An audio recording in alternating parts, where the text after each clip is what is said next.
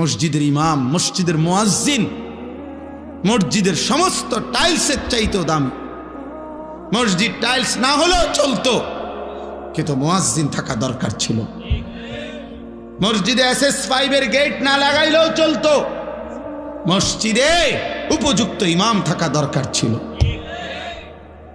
আগে কইয়া লয় 4,000 টাকা 5,000 টাকার ভিতরে হুজুর একজন হুজুর দেন 5,000-এর ভিতরে। হ্যাঁ, হুজুরে দিতে হবে 5,000-এর ভিতরে।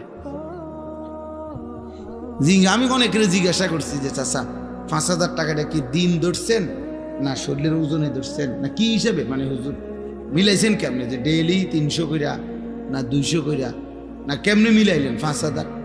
নাকি হুজুরের শরীরের ওজন, যদি হুজুরের ওজন হয় আপনার 60 কেজি, তাহলে বেতনে 5,000 কেমনি মিলাইছেন? আহা, আফসুস। হায় মুসলমান, যদি আখিরাতের কদর বুঝতো, যদি নামাজের প্রয়োজন বুঝতো, যদি প্রয়োজনীয় মাসাইল শিখা, ওযু, নামাজ, গোসল, হালাল হারাম, বাজার ব্যবসা, বিবাহ শাদী, লেনদেনে, যাকাত সাদাকা, ইসলামের বিধান যদি পূর্ণ মানার প্রয়োজন বোধ করত, তো খোদার কসম এই সমাজের ইমাম আর মুয়াজ্জিনই হতো সবচেয়ে বেশি পয়সার বেতনধারী।